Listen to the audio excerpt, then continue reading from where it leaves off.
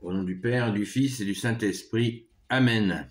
La paix de Jésus soit dans votre maison. J'espère que vous allez bien, que vous êtes dans la paix et la joie de Jésus. Voilà les rameaux qui ont été bénis pour la belle Sainte Messe d'hier où nous avons couronné de gloire. Jésus, nous t'avons couronné de gloire. Alléluia. Donc, comme je vous l'avais suggéré, de prendre quelques rameaux d'avance pour les gens qui auraient oublié ou qui n'auraient pas pu se rendre à la Sainte Messe pour avoir un rameau chez eux. Très important, ce rameau de couronnement de gloire, nous le voulons chez nous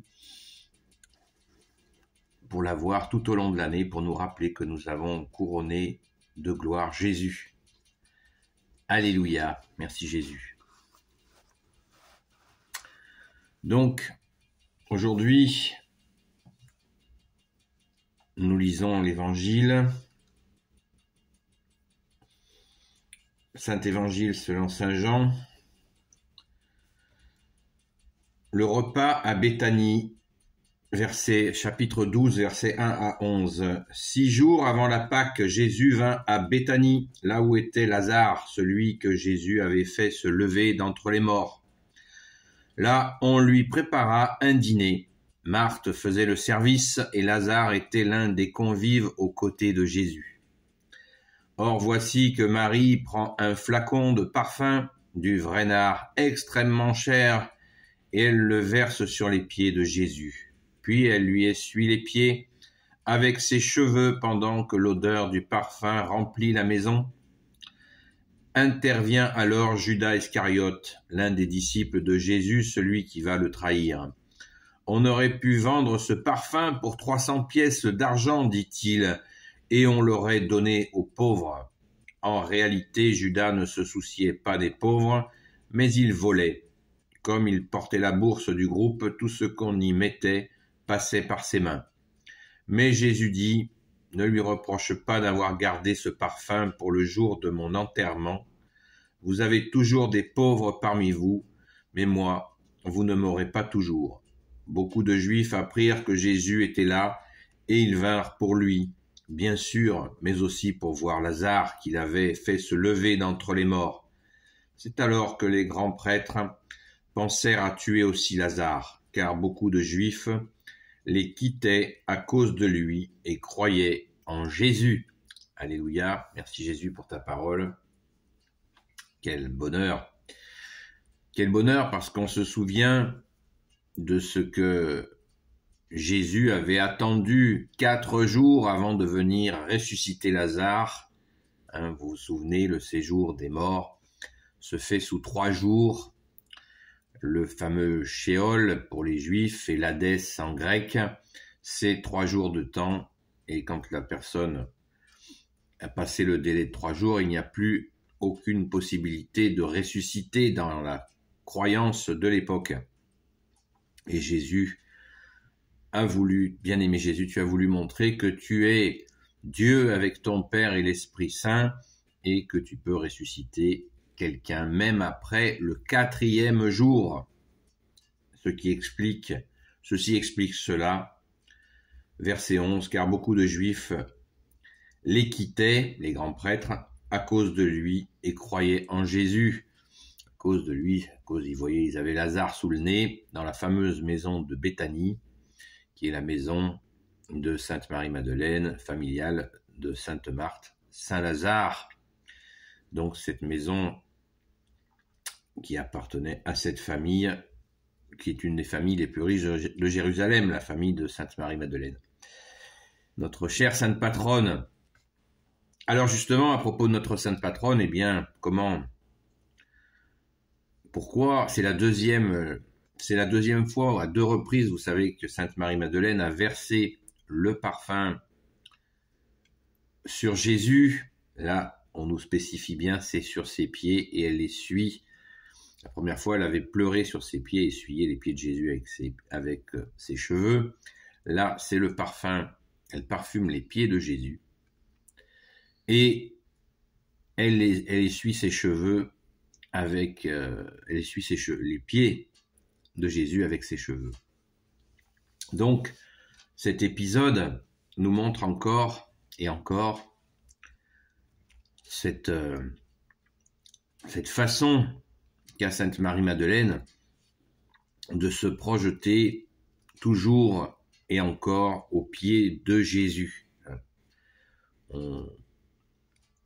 Elle ressent la venue de la crucifixion, la parole nous dit que c'est dans 6 jours, c'est exactement ça, et elle prépare Jésus. On dirait qu'il y a vraiment une complicité entre Jésus et Sainte Marie-Madeleine, comme si elle savait, elle connaissait, elle savait qu'il allait y avoir la crucifixion.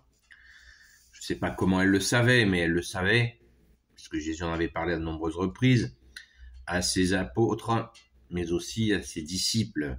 Marie-Madeleine, Sainte Marie-Madeleine, disciple de Jésus, et elle devait le savoir, mais peut-être en avait-elle une intuition toute particulière pour 6 jours avant, déjà en début de semaine sainte, comme nous l'appelons, eh bien de se préparer à vraiment préparer Jésus, faire voilà, il y a quelque chose là de... Alors le parfum, on nous dit c'est pas un parfum à 2 balles, hein, c'est un parfum extrêmement cher et précieux qu'elle offre à Jésus. D'ailleurs, Jésus le dit lui-même, c'est absolument... Jésus... Alors je vous relis le passage, mais Jésus dit, ne lui reproche pas d'avoir gardé ce parfum pour le jour de mon enterrement. C'est extraordinaire. Ne lui reprochez pas. Dans un autre épisode, Jésus dit aux personnes en présence, y compris il y avait des apôtres, qui commençaient à râler encore à propos de ce parfum soi-disant gaspillé. Jésus leur dit, les âges, les siècles, les âges se souviendront de ce qu'elle a fait pour moi, et on se souvient encore et encore de Sainte Marie-Madeleine. Voilà. Donc, si on se plonge un peu dans le contexte, on comprend qu'il y a vraiment une connivence. Une connivence, hein, ça ne veut pas dire qu'ils étaient amants, comme certains le délirent. Pas du tout. C'est une connivence spirituelle, profonde, cet amour, il y a une complicité entre Jésus et Sainte Marie-Madeleine qui est évidente, cette complicité. Et Sainte Marie-Madeleine est toute offerte à Jésus. On dirait qu'elle savait intuitivement qu'elle allait le voir ressusciter la première. C'est absolument assez hallucinant. Je dis ça, je spécule. Mais à s'imprégner de la parole, on cherche, voilà, on cherche à comprendre cette relation exceptionnelle entre Jésus et Sainte Marie-Madeleine. Il y a quelque chose d'évident. Parce que le Judas, au moment où Judas intervient, là, il est encore apôtre. Hein, il est considéré comme apôtre. Hein, même s'il fait n'importe quoi, il pique dans la caisse, mais il est quand même un apôtre. Et Marie-Madeleine n'a pas peur de déplaire, que ce soit à Judas ou aux autres qui avaient un peu râlé. Elle ne craint pas. Elle n'a pas peur de ces hommes qui sont pourtant, voilà, des choisis par Jésus, et plus que des choisis, des envoyés, puisque apôtre veut dire celui qui est envoyé. Donc, c'est waouh, c'est balèze, c'est très très balèze. Donc, on se réjouit avec Sainte Marie-Madeleine de démarrer. Alors là, ça a commencé hier, la semaine sainte. Elle a commencé hier avec les rameaux. Eh bien, on se réjouit avec notre chère sainte patronne, Sainte Marie-Madeleine. on a une tristesse pour voir l'acharnement des grands prêtres, des pharisiens, qui non seulement ils vont tuer Jésus, mais ils projettent de tuer Lazare, Saint Lazare, le ressuscité. C'est délirant, cette haine, c'est délirant. Pourquoi tant de haine, comme on dit? Mais là, c'est pas pour rigoler, quoi. On comprend pas cette haine absolument effroyable. Ça fait froid dans le dos de voir cette haine. Alors on va rester, pour démarrer cette semaine sainte qui a commencé hier, je le répète, on va rester avec notre chère sainte patronne au pied de Jésus pour lui dire merci, bien-aimé Jésus. Et au pied de Jésus, avec Sainte Marie-Madeleine, on est dans cette position d'humilité, voilà, à parfumer tes pieds, Jésus bien-aimé, et dans cette confiance en toi que nous renouvelons tous les jours. Merci Jésus.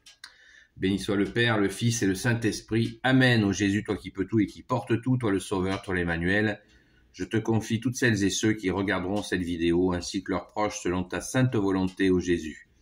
Sainte Marie, Reine des cieux, toi l'Immaculée Conception, toi qui écrases le serpent, toi qui es la lune sous tes pas, toi notre Mère, Notre-Dame, Saint Joseph, toi le juste et le saint, toi le sage, toi la terreur des démons, vous avez bien entendu, la terreur des démons, toi le saint gardien de la Sainte Église catholique apostolique, Sainte Marie-Madeleine, notre chère sainte patronne, chère grande sœur, vraiment tu es un modèle d'humilité.